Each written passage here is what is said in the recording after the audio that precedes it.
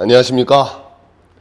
국내 팟캐스트 2위에 기록한 최진계 여러분 강의 시작하겠습니다. 여러분 1위와의 격차는 중요하지 않습니다. 어쨌든 1위 나는 꼼수다에 이어 전국 팟캐스트 2등을 기록한 저의 강의를 하도록 하겠습니다. 여러분 오늘부터 대단히 재밌는 강의인데요. 아마 제 강의 중에서 제일 많이 기대를 여러분들이 기다려주셨던 강의일 겁니다. 바로 경제사 강의를 오늘부터 여러분 하나하나씩 가도록 하겠습니다. 제일 재밌고 아마 제일 유익한 강의고 아마 여러분들이 이제 나중에 왜냐면 우리가 이제 사실 경제 공부를 했을 때 저는 학생들에게 그래요. 학생들이 대학 들어간 학생들이 선생님 경제책 뭐 공부할까요? 하고서 제일 많이 물어봅니다. 그럼 이제 학생들이 뭐 예를 들면 제일 어이없는 게 우리 그 누구예요? 그 이 두꺼운 책 이거 뭐죠 이거? 맨큐의 뭐 근데 저는 그거 읽으라는 얘기 안 합니다. 네, 제 책 지당공을 읽으라고 그러죠. 근데 실제로 정말입니다. 맨큐의 경제학 책보다 전 제 지금 당장 경제 공부 시작하라 훨씬 더 좋은 책이라고 저는 많은 사람들이 이렇게 얘기를 합니다. 왜 이렇게 자꾸 정봉주 닮아가지? 잘난 척하게? 근데 그게 아니라 제가 말씀드린 거 이러면 안 되는데 분위기가 저는 좀 그런 쌈마이 분위기로 가면 안 되는데 이제 제가 말씀드린 건 뭐냐면은 학생들이 했을 때 제가 많이 제일 추천하는 책은 경제학 원론 책이 아니라 경제사 책입니다. 네, 실제로 경제학 원론보다요 경제학 사 책이 훨씬 더 중요하고 훨씬 더 재밌고 경제를 바라볼 수 있는 훨씬 더 큰 힘을 줍니다. 그러니까 여러분들도 근데 경제사 책이 여러분 막상 들어가려고 그러면 머리 아프거든요. 네, 그래서 제가 간략하게 여러분 멋있게 정리해드려갖고 이것만 딱 보시고 나시면은 아마 현실 경제를 바라보시는 눈이 훨씬 더 업그레이드 되실 겁니다. 오늘은 우리 중상주의, 중농주의 그리고 아담 스미스를 한번 가보도록 하겠습니다. 자, 우리 본격적인 자본주의 등장을 한번 쫓아가 보자는 거죠. 자, 우리 요번에 저는 며칠 전에 봤었는데 우리 사탄까지 나왔어요. 그래서 사탄 생각보다 재미없더라고요. 자, 캐리비안의 해적이라고 나오죠. 캐리비안이 여러분 어디 있는지는 아시나요? 캐리비안이 이렇게 싹 있으면 제가 뭐 맨날 그러지만 세계지도 아니겠습니까? 여기가 여러분 이게 참 이렇게 그리는 것도 올바르지 않은 게 아니라 이것도 우리나라 중심으로 그려서 이렇게 그리는 거지. 사실은 이제 우리 유럽 중심으로 봤을 때는 이제 이렇게 되면 이게 이제 신대륙이죠. 아주 정확한 지도예요. 그다음에 이렇게 딱 그러면 이제 뭐예요? 유럽, 아프리카, 그죠? 다 아시죠? 이제 인도, 중국, 아랍, 인도, 중국 이렇게 되는 건데 여기가 이제 캐리비안이거든요. 그래서 여기서 이제 해적들이 활동을 하는 겁니다. 그럼 여기서 왜 해적들이 활동하느냐? 아주 간단한 거죠. 왜? 1492년에 콜럼버스가 뭘 발명합니까? 신대륙을 발견하게 되는 거죠. 왜? 조선건국 100주년 기념이에요. 잘 알아두세요. 그래서 이자벨라 여왕이 우리나라 발견하라고 보냈는데 중간에 신대륙이 있어서 발견했다. 조선건국 100주년 기념, 조선건국 200주년 기념 임진왜란. 안 까먹으시겠죠? 조선건국 100주년 기념 콜럼버스 발견. 그래서 여기 딱 뭐다? 15세기가 되는 거고요. 여기 몇 세기? 16세기가 되는 겁니다. 요 경이라고 생각하시면 되는 건데 어쨌든 이 당시에 뭐가 발견된다? 이제 콜럼버스가 이제 신대륙이 발견되면서 본격적인 약탈의 시대가 되는 거죠. 그래서 이 당시에 뭐가 이루어졌냐면은 우리 중남미 인구의 원주민의 90%가 사망합니다. 그러니까 대단한 약탈을 하는 거죠. 뭐 병으로도 죽이고 죽이고 무지한 살육이 벌어지는 거죠. 자, 어쨌든 아즈텍 몇 명이 멸망하면서 전부 다 이제 스페인이 금을 가져가는 거거든요. 이 당시 이게 대열풍인데 여기서 전부 다 약탈하는 거죠. 네. 그래서 여러분 여기에서 이제 캐리비안 해적이 활동하는 거고 그러면 스페인 당국에선 괜찮아요, 열받아요? 열받지 않겠습니까? 그래서 이 보물선들을 갖다 지키기 위해서 만든 함대가 우리 아라미스 바로 여러분이 다 알고 있는 무적 함대가 되는 거예요. 그래서 여기서 이제 활발하게 해적을 하는데 이 해적들의 활동을 도와주는 게 스페인이 열심히 금 벌어가잖아요. 제일 열받았던 나라 누가 있습니까? 요 위에 섬나라 누구? 영국이죠. 그래서 영국은 이 해적들의 약탈을 방관을 하죠. 그래서 제일 유명한 해적도 나옵니다. 드레이크라는 해적이 나오는데 이 해적이 골 때리는 거예요. 왜? 충성심이 강한 거죠. 그래서 해적질 열심히 해서 영국 왕에다 갖다 줍니다. 영국 여왕이 너무 이뻐갖고 자귀를 내려주죠. 그래서 드레이크 백작이 되는 거예요. 마치 우리 보면은 뭐 이 친구가 막 나중에 뭐 그런 식으로 드레이크 백작의 칭호를 받으면서 약탈전이 이루어지는 거죠. 그러니까 이 당시에는 뭐가 되느냐? 쉽게 얘기하면 지금 말씀드린 건 당시에 모든 사람들은 옛날엔 다 그렇죠. 우리 어르신들도 그런데 요새는 이제 너무 금값이 비싸져서 못하지만 옛날 어른들 다 재산은 뭐로 들고 있었습니까? 금이죠. 그래서 이 당시에는 여러분 뭐다? 부의 원천은 전부 다 금이라고 생각하는 거예요. 그게 중상주의입니다. 좀 이따 보겠지만 다시 부의 원천을 뭐로 바라본다? 금이라고 생각하는 게 바로 중상주의예요. 자, 좀 이따 한번 더 보겠습니다. 캐리비안의 해적. 자, 이랬을 때 여러분 한번 가봅니다.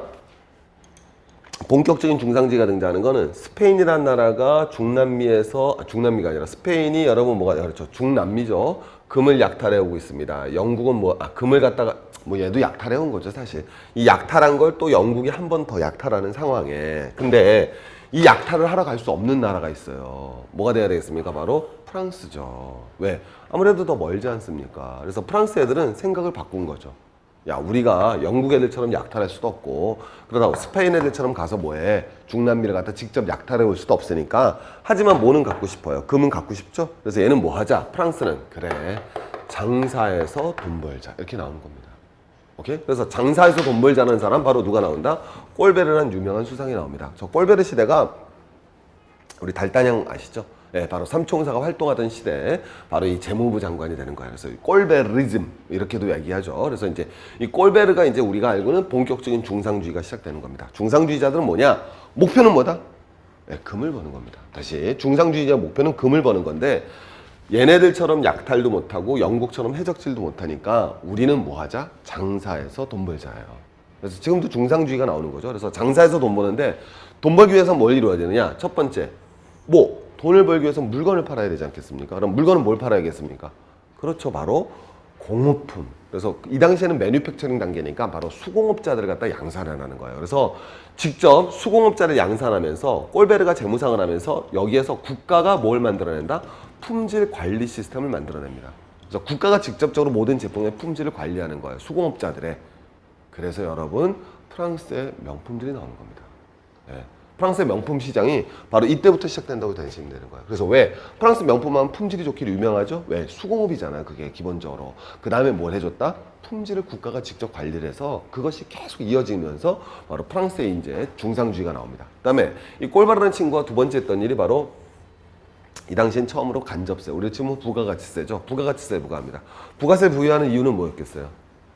그렇죠. 국가 재정을 강하게 하는 겁니다. 왜? 이 당시엔 국가 재정이 강해져야지만 상비군을 유지할 수가 있고요. 그 다음에 이 상비군 유지하는 게 뿐만 아니라 관료제를 통해서 국가를 더 강력하게 만들 수 있죠. 그래서 이 당시에 등장하는 제일 대표적인 시스템이 뷰로크라즘, 관료제가 등장하고요. 두 번째는 항상 준비되어 있는 군대로서의 상비군 체제가 등장합니다.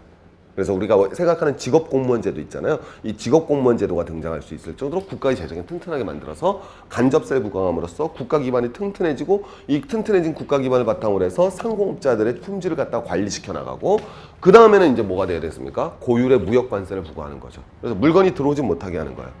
그래서 물건이 못 들어오는데 완제품 수입을 금지시키는 겁니다. 실질적으로. 대신 뭐는 가져오겠어요? 원료는 가져와야죠. 그래서 원료는 값싸게 가져오되 완제품 수입을 금지시키는 고율 관세를 부과함으로써 자국의 산업을 보호하는 것이 바로 프랑스의 꼴베리즘, 본격적인 중상주의가 시작되는 겁니다. 근데 이제 재밌는 거는 그럼 프랑스가 이렇게 중상주의 때면 옆에 나라는 가만히 있겠냐는 거죠. 그럴 리가 없죠. 그래서 여러분 또 마찬가지로 이 당시에 인구는 얼마 안 되지만 한때 유럽의 패권을 장악한 나라가 있죠. 바로 어디가 되겠습니까? 네덜란드가 되는 거죠. 그래서 여러분 네덜란드가 나중에 또 기회가 되시면은 영국하고 동시에 동인도 회사를 만들어요. 그래서 두 동인도 회사가 굉장히 치열한 경쟁을 벌여나갑니다. 그래서 네덜란드가 한때 작은 국가, 인구가 1000만 명도 안 되거든요. 하지만 유럽의 패권을 장악하는 시대가 오는 건데 그럼 우리 나중에 한번 네덜란드 때 한번 가보자고요. 근데 네덜란드도 마찬가지로 보시면 알겠지만 수입 관세를 3배를 인상시켜요. 그래서 프랑스에 물건이 못 들어오게 하는 거죠. 오케이. 그래서 여러분 나중에 뭐가 되느냐? 네덜란드가 반발해 보니까 프랑스 물건 아예 금수, 수입을 금지시켜 버립니다. 네덜란드가. 그럼 프랑스 괜찮아요? 열받아요? 열받죠. 그래서 프랑스가 쳐들어갑니다. 네덜란드를. 그래서 둘이 전쟁을 해요. 어디가 있겠어요? 프랑스하고 네덜란드.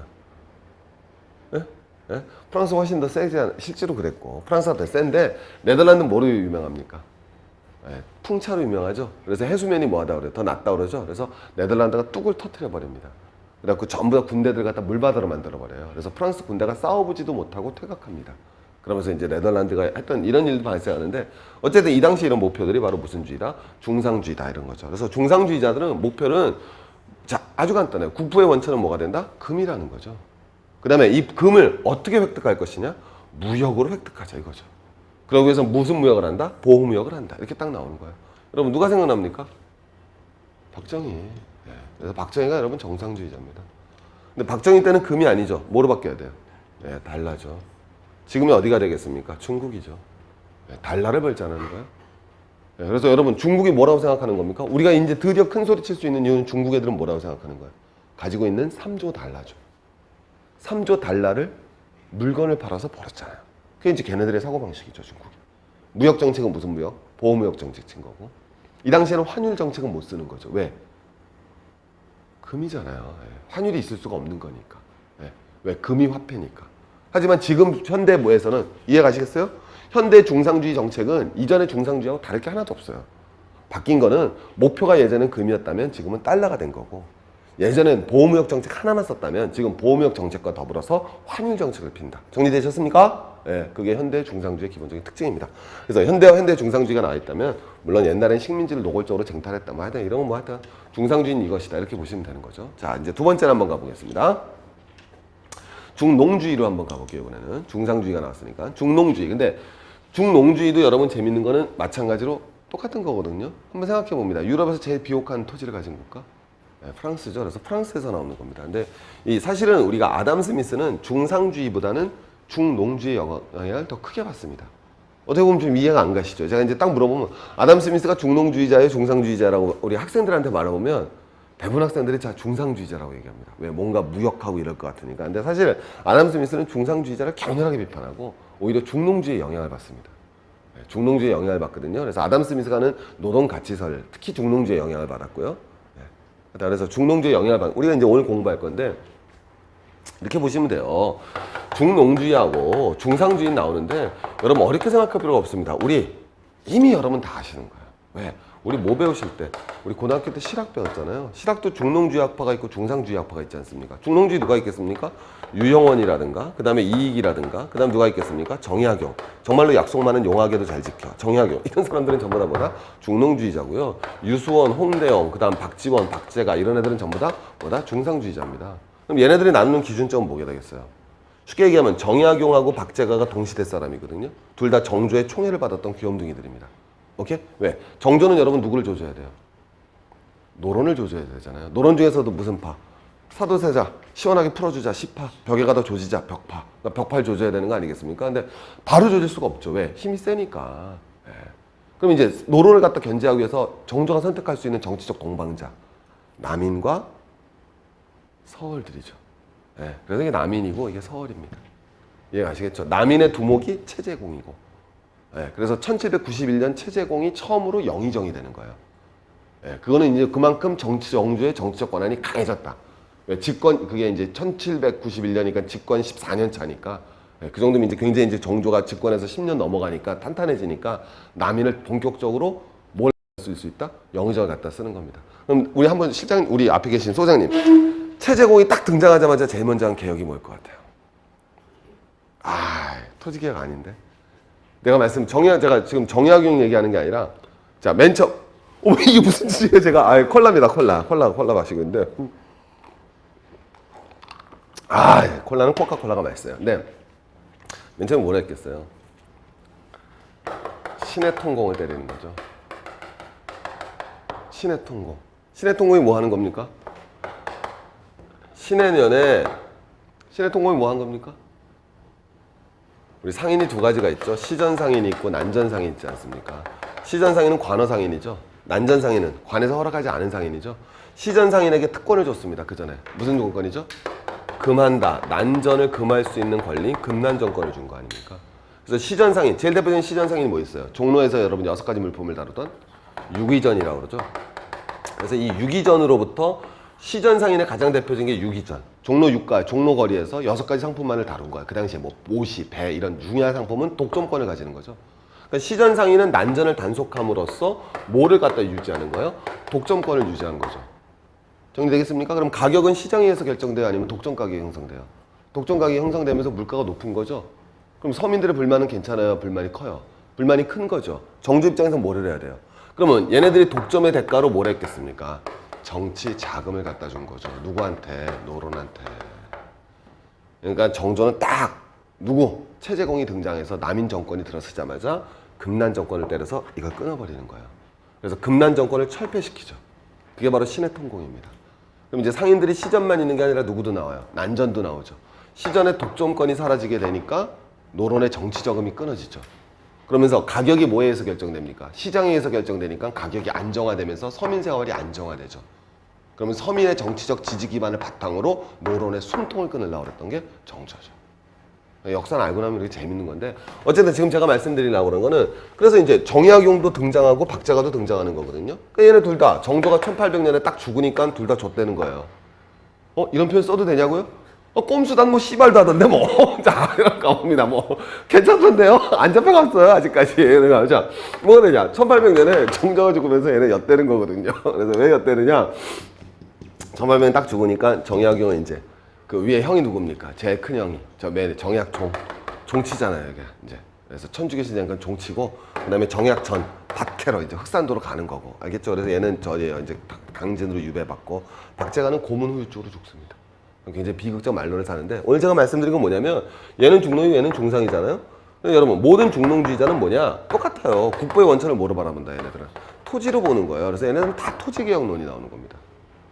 네, 유행원의 균전제, 이익의 한전제, 정약용의 여전제 전부 토지개혁론이 나오잖아요. 반면에 얘네들은 전부 다 무슨 논이 나올 것 같아요? 중상주의자 국보의 원천을 뭐로 받는다? 금으로 본다 그러지 않았습니까? 근데 이 당시엔 금이란 단어 대신 금이 바로 뭐예요? 화폐죠. 네. 그래서 얘네들은 전부 다 화폐개혁론이 나오는 거예요.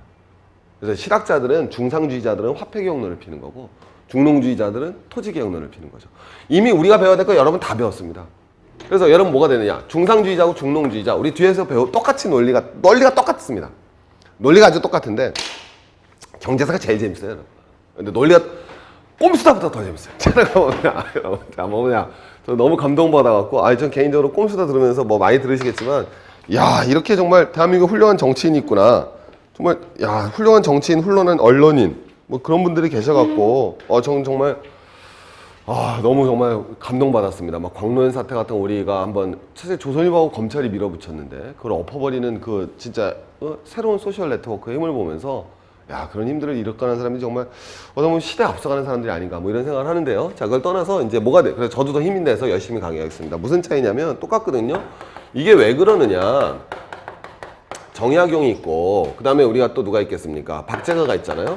그럼 이제 제가 말씀드리는 게 참 재밌는 건데 우리 절약 있잖아요. 절약은 좋은 거다 나쁜 거다. 뒤에 나오는데 멜서스는 절약을 좋다고 보겠어요, 나쁘다고 그랬어요. 이프 해석가 보겠습니다. 나쁘다고 보는 거죠. 반면에 리카도는 절약이 뭐하다?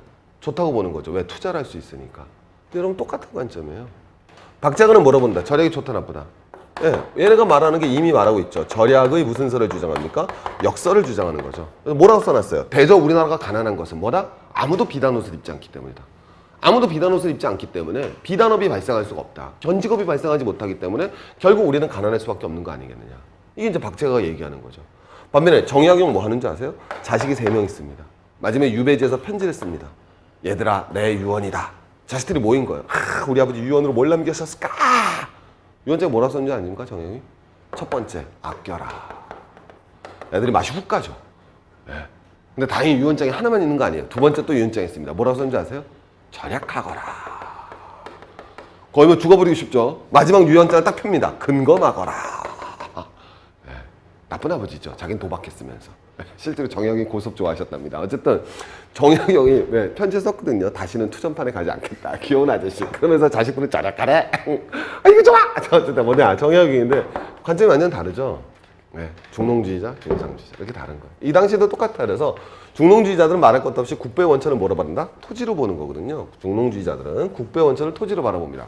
자, 제일 대표적인 사람이 이제 프랑스와 캐네라는 사람인데 이제 아담 스미스가 1723년이니까 한 30년 정도 앞섰던 사람인데 아담 스미스가 이 사람한테 굉장히 큰 영향을 받습니다. 근데 이 친구가 재밌는 게 의사예요.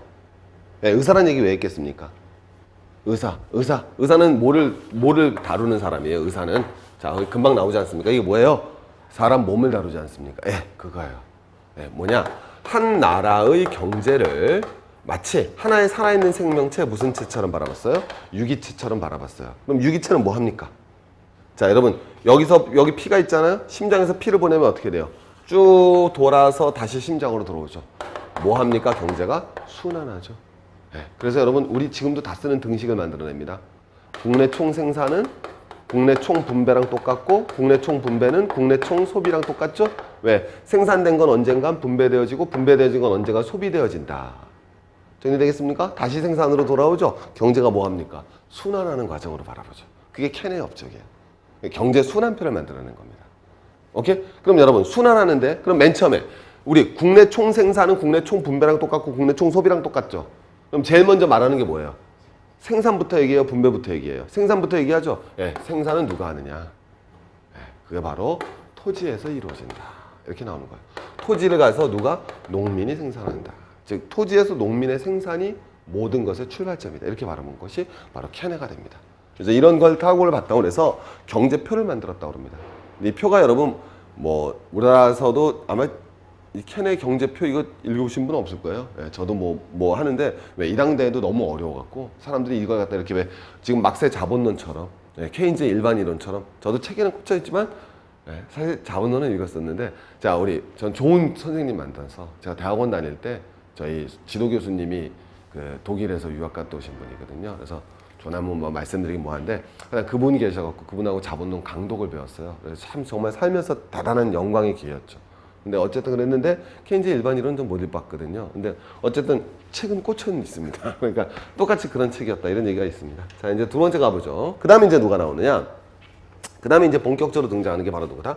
아담 스미스가 나오는 겁니다. 그럼 이제 가봅니다.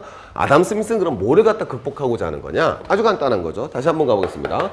중상주의자들은 그 당시에 국부의 원천을 뭐로 바라본다? 금으로 보는 거고, 금은 그 당시에 뭐가 된다? 당연히 화폐가 되는 것이다. 금방 나오겠죠? 그 다음에 중농주의자들은 국부의 원천을 어디로 바라본다? 바로 토지로 바라본 거죠.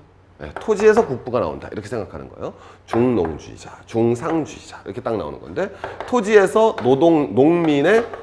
농민의 노동이 바로 토지에서 생산물을 만들어내고 그것이 바로 무엇이다? 국부의 원천이다 이렇게 생각했을 겁니다. 자, 그 다음에 이제 등장하는 게 바로 누구냐? 아담 스미스가 딱 등장하는데 아담 스미스는 여러분 다 아시겠지만 자 이런 말들을 나오죠. 그래서 우리가 어떻게 국부를 늘릴 것인가? 제일 먼저 나오는 건 분업론이죠.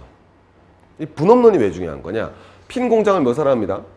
숙련되지 않은 노동자가 아무리 노력하더라도 그러니까 처음 공정부터 끝까지 자기가 다 만드는 거죠. 이 얘기 들어보셨을 겁니다. 핀을 몇 개밖에 생산하지 못한다? 한 개밖에 생산하지 못한다는 거죠. 그런데 핀 고장을 갖다가 분업화시키는 거죠. 한 사람이 철사 갖고 오면 두 번째 사람은 피기만 하고 세 번째는 자르고 네 번째는 뾰족하게 하고 그랬더니 노동자 한 사람당 평균 몇 개의 핀을 생산하더라? 4,800개. 생산성이 몇 배 뛰더라? 네, 500개 뛰더라는 5,000배 뛰더라는 거죠. 자, 이거예요. 그럼 벌써 눈치채셔야죠. 국부의 원천은 뭐였습니까? 국부가 어디서 나와요? 이 사람은 지금 뭐가 많은 나라가 국가의 부가 많은 나라입니까? 바늘이 많은 나라가 국가가 부유한 나라죠. 바늘 어디서 만듭니까? 공장. 네. 이건 뭐를 반영하는 거예요? 무역, 상업을 반영하는 거죠. 이건 뭐를 반영하는 겁니까? 농업을 반영하는 거죠. 아담 스미스는 1723년입니다. 자, 그래서 몇 년까지 사느냐? 1790년까지 살거든요. 얘가 아담 스미스의 절친한 스승은 아니지만 12살 많았던 선배가 있습니다. 흉이에요, 흉. 그래서 흉하고 같이 에덴버러에서 그래서 그 에덴버러 학파라고 얘기를 합니다. 근데 그 흉하고 많은 토론을 하면서 가는 건데 흉이 죽는 해, 그게 1776년이거든요. 그 해 국부론을 발간을 하는 거예요. 흉이 죽는 해 국부론을 발간하고 이때 참 정조가 집권하죠. 미국이 독립전쟁하고 있고. 그래서 1776년이 연도 알아두시면 되게 좋은 그거 기준점이 되는 해입니다. 근데 어쨌든 제가 말씀드린 건 1760년에 뭐가 터졌습니까? 산업혁명이 터지잖아요. 인더스트리얼 레볼루션이 터지면서 사회에서 뭐가 등장한다? 공업이 등장했거든요. 수공업이 아니라 본격적인 기계공업이 등장하는 겁니다. 자, 이런 기계제 대공업을 어떻게 바라볼 것이냐? 이제 북부의 중심은 어디에 있지 않고 장사나 농업에 있지 않다라는 거죠. 자, 이건 뭘 설명할 수 있겠습니까? 그럼요. 원래 유럽의 최강국은 어디였어요? 무적함대 스페인이죠. 예. 그러다가 어디로 넘어갑니까? 프랑스죠, 나폴레옹에. 예. 그건 좀 뒤에 얘기긴 하지만. 그런데 결국 유럽의 최강국이 되는 건 어디입니까? 영국 아니에요? 예, 영국이 뭘 만들었냐는 거죠. 영국은 스페인보다 금이 많지 않았어요. 프랑스보다 비옥한 토지를 가지지도 않았습니다. 그럼에도 불구하고 영국은 뭐가 되겠습니까? 국가와 부가 최고로 드러났죠. 해가 지지 않는 나라가 됐죠. 그 원동력은 어디에 나온다? 공업에 나온다. 이게 아담 스미스입니다. 그럼 공장에 누가 있습니까? 노동자와 정확히 아담 스미스 생각은 자본가가 있죠. 노동자와 자본가가 다 뭘 하고 있습니까? 일을 하죠. 노동이 만든다고 본 거예요. 그래서 아담 스미스의 생각이면 국부는 기계제 대공업 안에 존재하는 노동이다. 노동이 부를 만든다. 그래서 여러분 무슨 설이 되겠습니까? 이게 바로 노동 가치설이 되는 거예요. 자, 좀 이따 말씀드려요. 막스하고 채는 뭐가 되겠습니까? 노동 가치설이 아담 스미스, 리카드, 막스로 가는 거 아니겠습니까? 뒤에서 다 배우시겠지만. 막스도 우리 진짜 한번 제대로 한번 공부 한번 해보자고요. 우리 대학교 때 많이 공부들 하셨겠지만 차이가 뭐예요? 아담 스미스와 막스하고. 막스는 자본가의 노동은 노동으로 보지 않죠. 노동자의 노동만이 부가가치, 가치를 생산한다고 생각한 거고, 아담 스미스 당시에는 왜 아직까지는 아직까지 이 아담 스미스와 뒤에 리카르도까지도 노동자와 자본가의 적대적 계급성이 발현이 안 돼 있어요. 오히려 노동자와 자본가는 한편이죠. 누구에 맞서는? 지주에 맞서는. 어쨌든 이제 이게 바로 뭐죠? 그럼 이 노동은 어떤 노동이어야 되겠습니까? 생산성이 높은 노동이어야 되죠. 그게 바로 무슨 노동이다? 분업화된 노동이다. 그래서 아담 스미스가 생각했을 때 국부의 원천은 어디 있다? 기계제 대국 안에 분업화된 노동을 가진 국가가 바로 진정한 국부의 원천이다. 이게 아담 스미스 생각이에요. 그래서 우리가 바넬 핀을 배우는 거예요. 근데 맨날 바넬 핀 하면 핀 분업해요, 분업해요, 분업해요, 분업해요. 그게 아니라 왜? 아담 스미스의 국부론의 원 제목이 뭐냐?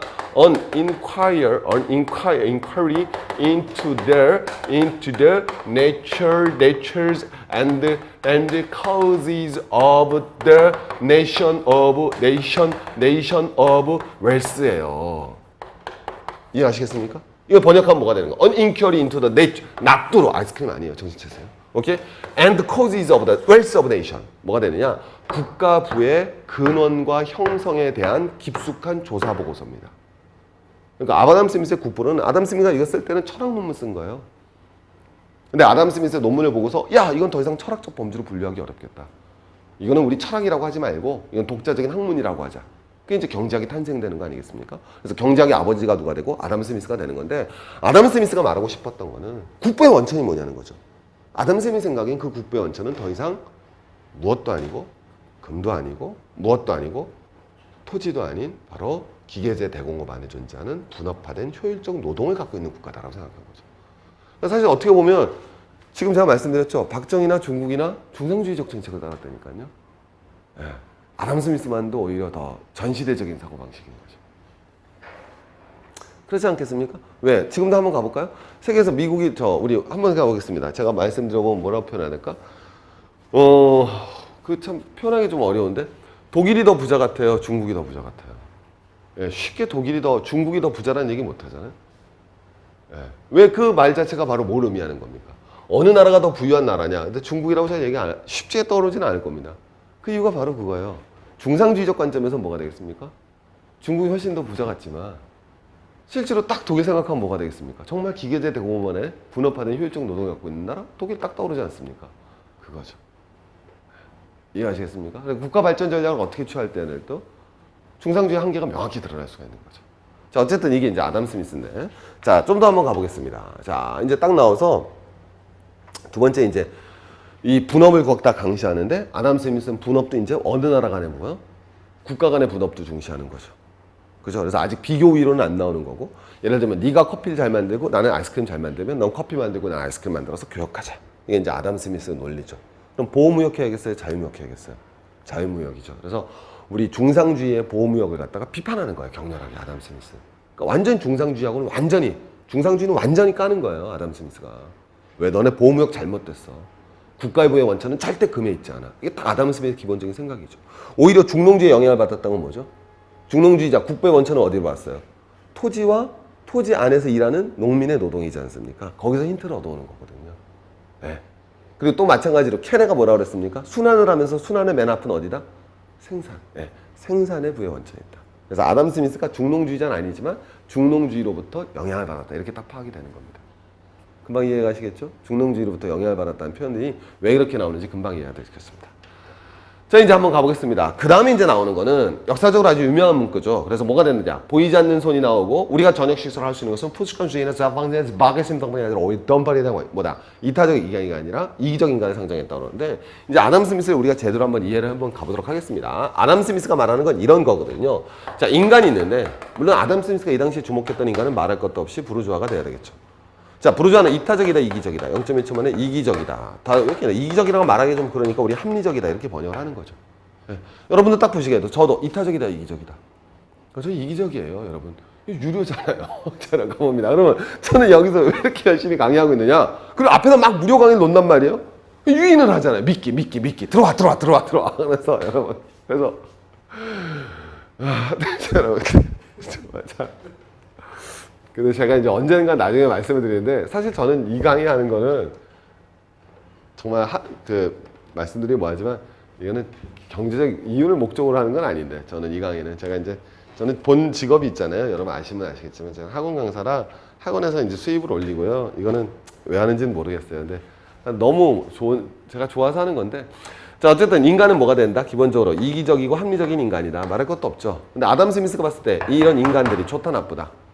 이제 물론 요새는 이제 많이 들어보셨을 거예요. 아담 스미스가 원래 처음 썼던 책 제목이 휴미 쓴 책 제목하고 똑같습니다. 책 제목이 도덕 감정론이라는 책이거든요. 그래서 도덕 감정. 그래서 굉장히 이타심을 중요시 여기는 사람입니다. 오해하시면 안 돼요. 그렇지만 다른 사람과 다르게 아담 스미스는 인간의 이기심에도 주목을 하는 거예요. 왜? 부르주아는 사실 맞지 않습니까? 남을 위해서 물건을 생산하는 사람이 없죠. 그렇다고 우리가 그런 부르주아들을 갖다가 누가 공장 사장이거든요. 전 이런 표현을 쓰는데, 대한민국에서 우리 제가 학생들 가르칠 때 그렇게 하거든요. 대한민국에서 제일 열심히 하는 사람이 누구 같으냐? 제일 대한민국 모든 직장인, 모든 이 사람 중에서 가장 근무 시간이, 노동 시간이 제일 긴 사람이 누굴까? 저는 중소기업 사장이라고 생각해요. 그래서 야, 아버지 중소기업 사장 손 들어봐. 하면 딱 손 들죠. 아버지 저녁 때 집에 가면 너 있냐? 아버님? 없죠. 주말에 집에 계시냐? 없죠. 너네 아버지가 세상에서 제일 열심히 하는 사람이다. 근데 우리나라가 근데 사실 중소기업 사장에 대해서 이렇게 근데 꼭 좋은 이미지만을 갖는 건 왜 갖지 못하는 이유는, 그것도 이제 나중에 가보는데 뭐냐면, 재벌되면 더할 놈들이다. 이런 경향이 가는 거죠. 실제로 그렇고. 그러니까 뭐냐면 쉽게 얘기하면 예를 들면 노동시간 단축에 대했을 때 항상 나오는 게 뭐예요? 재벌은 받아들일 수가 있죠. 여유가 있으니까. 근데 중소기업 사장은 못 받아들이잖아요. 그러니까 이제 그런 것들이 거꾸로 나오면서 뭐가 되냐면, 야, 저 재벌 되면 더할 놈들이지만, 지금은 재벌 욕하지만 목표는 재벌 되려고 그러고, 재벌 되면 더할 놈들이라는 인식 때문에 그런 거지. 실제로 대한민국에서 가장 열심히 하는 사람들, 저도 중소기업 사장입니다. 저도 조그만 회사가 있는데, 어쨌든 뭐 나를 욕하는 거야? 지금 잘하는 거야? 뭔지 모르겠어요. 어쨌든 저도 중소기업 사장입니다. 알겠죠? 전 소기업 사장인데, 어쨌든 뭐가 된다? 인간은 이기적이고 합리적이다. 돈 벌려고 일하는데, 아담 스미스는 예전 사람 같으면 다 이걸 뭐하다? 나쁜 놈이라고 그랬겠죠. 근데 아담 스미스는 뭐라는 거야? 이것이 반드시 나쁜 놈은 아니라는 거죠. 왜? 인간의 이기적이고 합리적인 것이 국부를 창출한다면 그건 나쁘지 않을 것이다. 맞잖아요, 여러분. 제가 핸드폰을 만들었어요, 돈 벌려고. 근데 핸드폰을 갖다가 여러분 그러면 돈 벌려고 만들었는데 핸드폰이 여러분 나중에 되게 좋은 핸드폰이 만들어져갖고 국가의 부가 증진된다면 나쁘다, 좋은 일이다? 좋은 일일 거 아니겠습니까? 그러면 국부가 증진하기 위해서는, 내가 돈을 벌기 위해서는 문제가 하나 생기죠. 어디에 뛰어들어야 된다? 그럼요, 이게 바로 시장 안에 경쟁에 뛰어들어야 된다는 거죠. 시장 안의 경쟁에 뛰어들어서 내가 돈을 벌기 위해서는 시장 안의 경쟁에 뛰어들어야 됩니다. 시장 안의 경쟁에 뛰어들어서 제가 해야 될 건 뭐죠? 내가 가지고 있는 자원을 무슨적으로, 효율적으로 뭘 해줘야겠습니까? 배분해줘야겠죠. 여러분, 이게 제일 중요한 겁니다. 아담 스미스는 생각한 거예요. 시장 안의 경쟁이 자원의 최적 배분을 이뤄낼 것이다. 이건 눈에 보인다, 안 보인다? 안 보이지 않습니까? 우리 맨날 아담 스미스 그러면 손이 안 보여 이러지 마시고, 오케이? 이걸 뭐라고 표현하는 겁니까? Invisible hands. 바로 말하면 무슨 손? 보이지 않는 손이. 마찬가지 아니겠습니까, 여러분? 저도 마찬가지죠. 제가 지금 여러분 이 강의를 찍는데 돈 벌기 위해서 강의를 찍는 거예요.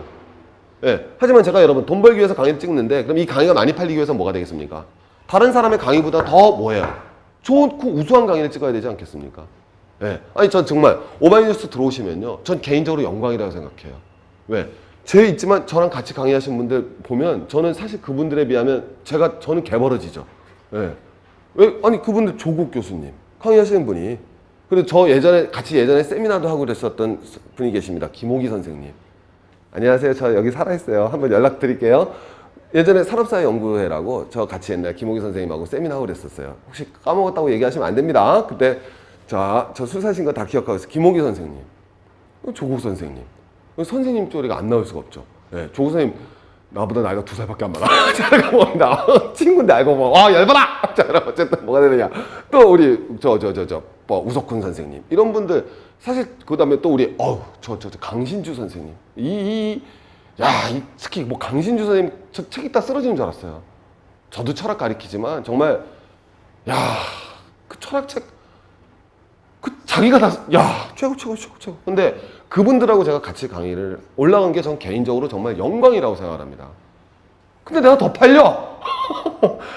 내가 더 팔려. 아니 왜 더 팔리겠어요? 이거 무슨 뭐 아니 왜 자꾸 전봉주 닮아가는 거야 이거. 전봉주하고 김호주라고 합친 거 같은 거 같아. 미치겠어. 근데 제가 말씀드린 건 그분들이 있으니까 저는 전자책방 갖다 놓고 밤새 그분들은 혼자 하지만 저는 연구팀 꾸려서 예? 밤새도록 만들고 와서 제가 직접 다 촬영하고 스튜디오 꾸미고 예. 어떻게 강의할까 연구하고 내가 실력 내가 내공이 적으니까 아니, 제가 강신주 선생님보다 철학을 덜 알겠습니까? 김호기 선생님보다 사회학을 더 알겠습니까? 아니면 우석훈 선생님보다 경제학을 덜 알겠습니까? 또 누구 있었죠? 조구 선생님만큼 내가 얼굴이 잘생겼겠습니까? 근데 제가 없단 말이에요. 하지만 그러기 위해서는 밤새도록 자원을 효율적으로 배분하니까 이렇게 좋은 강의가 나오니까 국가의 부가 증진하더라. 이게 아담 스미스 생각이거든요. 이해하시겠습니까? 그래서 아담 스미스 말은 뭐다? 이게 우리가 자유방임 하는데 이게 진짜 자유방임인 것이고 자유방임 조심하셔야 돼요. 이 자유방임, 아담 스미스가 말하는 자유방임이라는 거는 시장 안의 자 다시 자 인간의 이기적 행동이 좋다 나쁘다 아담 스미스 아니라니까요. 좋을 수도 있다라는 거예요. 아니, 이기적 인간은 어떻게 좋다고 그러는 사람이 어디 있어요? 내가 친구 보고 좋다고 그러는지 뭐 봤어요? 그럴 리가 없잖아요. 뭐냐? 이기적 인간이 좋을 수도 있다라는 거죠. 왜? 인간의 이기적 행동이 뭐를 창출한다면 국부로 연결된다면 이게 영국 경험론의 전통이거든요. 이 전통을 만든 건 휴미입니다. 그래서 휴미 나오게 되면서 그러니까 휴미도 어떻게 보면 쾌락주의거든요. 본격적인 쾌락주의는 아니지만 공리주의, 뭐 벤담 밀 나오는데 얘네들의 사고방식은 뭐냐면 개인적 쾌락이 중요한 것이 아니라 사회적 쾌락이 중요하다는 거거든요. 사회 전체 이익 창출이 중요하다고 생각하는 것이 이제 영국 경험론의 전통인데 아담 스미스도 그 영국 경험론의 전통에서 있는 거예요. 그래서 인간의 개인적인 이기적 행동이 국부만 창출한다면 좋다. 그럼 인간의 이기적 행동이 어떨 경우 국부로 연결되느냐? 그건 바로 시장 안에 경쟁이 존재할 때 국부로 연결된다는 거죠. 그럼 제가 물어보겠습니다. 아담 스미스가 세상에서 제일 싫어하고 실제로 국부론 쓸 때 제일 열심히 싸웠던 사람들이 누구였어요? 중상주의자라니까요. 중상주의자들은 여러분 내가 아까 말씀드렸지 않습니까? 정조가 집권하자마자 남인을 키우고 체제공을 영의정을 안 치자마자 뭘 했다고 그랬습니까? 신의 통공을 해갖고 뭐를 갖다 깨뜨렸다? 독점상인을 박살내잖아요. 아담 스미스가 세상에서 제일 싸우고자 했던 친구들이 바로 독점입니다. 제일 웃긴 게 재벌들이 아담 스미스 얘기하는 거 보면 코웃음을 칠 일이죠. 시장에 맡겨라. 자유방임해라. 아담 스미스 이럽니다. 독점 아닙니까? 실제로 우리나라 재벌들이. 재벌은 언제 한번 시리즈로 한번 재벌 시리즈 한번 갈 텐데. 저 우리 경제연구소 선생님하고 어저께 제가 대판 싸웠어요. 저는 재벌 해체해야 된다는 입장이고 우리 경제연구소 선생님은 무슨 소리냐. 약간 좀 장하준적 겨낸 거고 전 아닌 거라고 둘이 대판 싸웠었는데 그래서 제가 이겼어요. 왜? 제가 월급 주니까. 잠깐만입니다. 전 절대 안 져요. 거기에서 무조건 이깁니다. 제가. 근데 이게 똑같은 건데 말도 안 되는 거죠. 그래서 아담 스미스가 세상에서 제일 싫어하는 건 독점입니다. 왜? 독점이 생겨버리면 뭐죠? 인간의 이기적 행동이 국부 창출로 연결이 안 되니까. 그럼 이 독점이 안 생기도록 해야 되는 건 누가 해야 되겠습니까? 그래요. 그게 국가예요.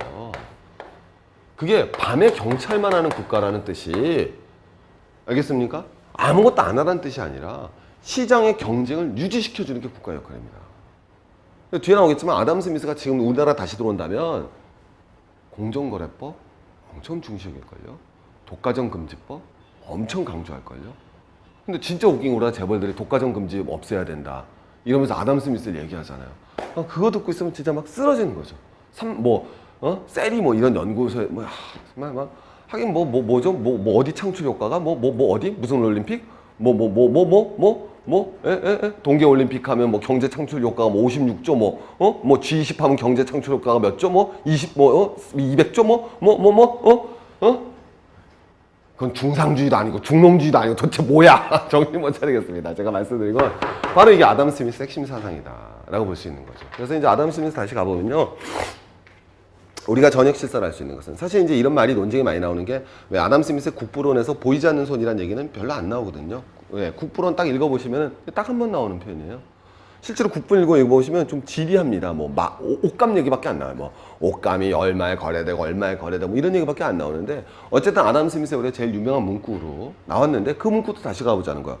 우리가 저녁 실사를 할 수 있는 것은 푸치권 주인이나 제빵의 박이심 덕분이 아니라 오히려 그들의 돈벌이랑 관심 덕분이다. 이거 딱 보고서 야, 돈 벌기로 목숨 걸고 뛰는 게 좋다. 이걸 말하고 싶은 것이 아니라 이런 것들이 행위가 이기적 행위가 자유로운 시장 경제 체제가 보장이 된다면 국부로 전환될 수 있는 시스템을 맞출 것이다. 국가가 이런 시스템을 유지해주는 국가가 진짜 국부한 국가다. 이거거든요. 아담 스미스의 주장은. 돈 버는 게 좋다가 아니라. 두 번째 가보겠습니다. 공익을 추구하는 의도도 없고 자신이 공익이 얼마나 이반적인 건지 모르는 이 오직 자신의 이익만을 도모하는 이는 과정에서 보이지 않는 이끌림을 갖던 보수적 결실도 없기 때문에 이거죠. 보수적 결실. 우리 뒤로 배우면 이제 외부 경제가 발생한다는 거죠. 네. 어떻게 보면 이제 뒤에 나오는 이제 슌페터도 이런 견해랑 비슷한, 그건 이제 또 슌페터가 정리를 해보자고요. 이것이 바로 무엇이다? 아담 스미스다. 우리가 이렇게 볼 수 있는 겁니다. 자, 그래서 앞으로 가보시면 다시 한 번만 정리해드리겠습니다. 우리 공부하는 거니까요. 그래서 국부란 무엇이냐? 아담 스미스는 뭘 얘기하고 싶었다? 두 개를 얘기하고 싶은 겁니다. 시기적으로 뭐가 되겠습니까? 자, 시대적으로 뭐가 등장했습니까? 이제대로 공장이 등장하면서 부르주아가 등장하죠. 아담 스미스는 부르주아에 대해서 아주 이중적 시각을 가집니다. 굉장히 자, 이거 한번 가볼까요? 아담 스미스는 뭐가 되느냐? 부르주아에 대해서는 굉장히 경멸적인 시각이에요. 동일업직에 종사하는 상인들은 오락이나 기분전환을 위해서 함께 모이는 경우가 드물다.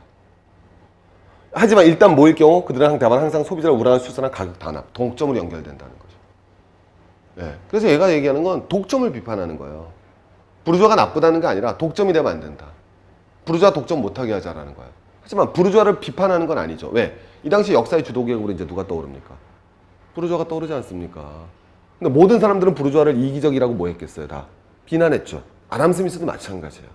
하지만 그들의 이기심을 국부로 전환할 수 있는 키를 만들자라는 게 아담 스미스의 진정한 국부론의 생각이다.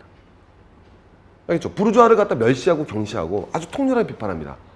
그리고 아담 스미스가 책에 보면은 그 외국 가서 제국주의적으로 착취하는 그들의 그 자국의 자본가들에 대해서 대단히 분노합니다. 하지만 아담 스미스는 그 분노와 다르게 냉철한 가슴을 가지고 있는 거죠. 아, 냉철한 가슴? 말이 이상하다. 그죠? 냉철한 이성을 가지고 있는 거죠. 하지만 뭐 해야 된다? 국가가 나서 자유로운 시장 경제체를 유지시켜준다면 부르주아의 이기적 행동도 국부로 전환시킬 수 있다는 것이 국부론의 첫 번째 포인트고, 두 번째는 아까 말씀드렸지만 스페인보다도 금이 없고 무역이 발달하지 못하고 프랑스보다도 비옥한 토지가 없는 우리 영국이 보다 더 세계 중심 국가가 될 수 있다는 비전을 제시해 주는 거죠. 자, 이제 한번 가보겠습니다. 그래서 이제 우리 한번 정리해 보시면요. 자, 우리 한번 가보겠습니다. 우리 공방걸, 오늘 공방걸 정리해 보면 국부는 18세기에서 이제 산업혁명 터지고 76년에 국부론 썼다고 그랬죠? 좀 있으면 이제 프랑스 혁명 터지는데 부르주아가 등장하면서 중농주의 프랑스와 중상주의 스페인을 제친 영국, 그 의미를 보는 거죠. 그래서 중농주의자는 금이고 중상주의자는 금이고 죽는 자는 토지라면 아담 스미스는 자유로운 시장 경제 체제와 기계제 대공업 속에서 분업화된 노동을 가지고 있는 국가가 진정한 부유한 국가라는 것을 그의 자본론이라 미쳐서 그의 국부론을 통해서 역설했던 사람이다. 이렇게 말할 수 있겠습니다. 그래서 마지막으로 이제 정리 한번 가보시면요. 이제 제가 말씀드린 거는 이 보면은 이제 공정거래법, 아담 스미스는 뭐 할 것이다? 엄청 찬성할 겁니다. 한미 FTA 찬성하겠죠. 단 공기업 민영화는 이거는 뭐 하겠습니까? 찬성하죠. 왜? 우리 항상 아담 스미스는 뭐라 생각하냐면 정부의 역할을 축구장의 심판으로 생각하는 거예요. 축구장의 심판이 중요합니까? 안 중요합니까? 굉장히 중요하죠. 반칙하면 막는 거예요. 하지만 축구장의 심판이 자기한테 공이 굴러왔어요. 골키퍼가 딴 데 보고 있어요. 슛! 안 되죠. 네, 그게 공기업 민영화는 뭐 하겠습니까? 찬성하겠죠. 그렇다고 또 여러분 뭐 인천공항 매각을 찬성하지는 않을 것 같아요. 제 생각에. 오해하지 마시고. 뭐 외국 공항하고 지분을 교환한대. 그건 참 진짜 어떻게 하든 정말 각하의 꼼수는. 자, 그다음 뭐가 되겠어요? 자, SSM은 뭐가 돼야 되겠습니까? 당연히 반대하겠죠. 독점이니까. 네, 오늘 그래서 우리가 첫 번째 중농, 중상, 그래서 아담 스미스 한번 정리해봤습니다. 다음 시간에는요, 리카드와 멜스업스의 곡물론 논쟁으로 가보겠습니다. 화이팅! 여러분, 제가 새 책을 들고 왔습니다. 제목은 경제기사 바다에 빠져라. 그래서 여러분, 제가 이제 간단하게 말씀드리겠습니다. 이 책에 대해서. 우리 경제 한번 제대로 한번 공부해보자는 거예요. 자, 우리 경제학이라는 건 뭐가 되느냐? 이런 거 공부하지 말자라는 거죠. 오케이? 우리 앞에 지금 경제학 전공하시는 우리 학생 와 있지만, 이건 뭔지도 모르잖아요. 그죠? 예. 우리 영어문학 전공하신 학생 와 있지만, 이거 영어인지 스페인어인지도 모르시잖아요. 알긴 아나 보죠? 자, 가봅니다. 이런 게 경제학이 아니라는 거죠. 이런, 정말 그 형이상학적이고, 정말 그 시골 광에나 쳐넣어야 될 경제학을 하지 말자는 거죠. 그래봤자 이렇게 됩니다. 영국 여왕한테 이런 얘기밖에 못 들어요. 왜 이렇게 모르느냐? 여러분, 우리 경제학 왜 공부해야 됩니까? 경제학 공부하면 부자 되나요? 그럼 경제학자가 세계 제일 부자 될게? 그렇지 않지 않습니까, 여러분? 이건희 씨가 경제학 전공했나요? 아니죠. 상속학 전공한 것 같아요. 그런 거 전공 안 하셨어요. 그럼 뭐가 되느냐? 경제를 잘 배운다고 돈을 버는 건 아니지만 제가 말씀드렸습니다. 돈을 지킬 수는 있습니다. 이 시기 돈을 지켜야 됩니다, 여러분. 몇 년 전 제가 부동산 재테크 그렇게 열풍 불었습니다. 재테크 왜 열풍 붑니까? 재테크 열풍 불었다는 얘기는 중산층이 자기의 본업으로 생계를 유지하기가 힘들어졌다는 얘기와 동의어입니다. 중산층이 붕괴돼 가고 있다는 것과 동의어죠. 그리고 신문 광고에서는 러시안 캐시하고 보험 광고밖에 안 나옵니다. 중산층이 힘들어지고 빡빡해진다는 거죠. 그 결과 뭐였습니까? 가계부채 천조시대입니다. 지금도 또 덤비실 겁니까? 아니지 않습니까? 경제는요, 우리에게 돈을 벌게 해주지 못하더라도 우리의 돈을 지킬 수 있게 해줍니다. 그리고 세상에 돌아가는 원리를 알 수 있게 합니다. 세상에 돌아가는 원리를 모른다면요, 결국은 당하게 되어 있습니다. 또 당하실 겁니까? 그렇지 않습니다. 우리 알아서 지킵시다. 자, 그러면 제일 좋은 경제학 교과서는 뭐냐? 저는 여러분 당연하게 말씀드릴 수 있습니다. 바로 일간지의 경제면입니다. 일간지의 경제면 나오는 매일 배달되는 경제 교과서이고요. 매일 숙제를 주고 매일 새로운 수많은 인력이 투여돼서 매일같이 신문기사를 만들어냅니다. 그 이상 가는 여러분 경제학 교과서가 되겠습니다. 하지만 치명적인 약점이 있습니다. 용어가 어렵고요. 그리고 경제 현상은 총체적으로 복잡합니다. 그러나 경제기사는 단편적으로 서술을 하죠. 마지막으로 너무나 많은 거짓말들이 나와 있습니다. 제가 말씀드리지만 우리 경제신문 기사 모든 광고가 기본적으로 부동산 광고입니다. 그 영향에서 어떻게 자유로울 수 있겠습니까? 거짓말을 벗기고 복잡한 현상을 가볍게 풀어내고 단순화시켜야 됩니다. 그리고 나서 어려운 경제 용어까지 잡아내셔야 됩니다. 어떻게 할 수 있냐고요? 여기 있습니다.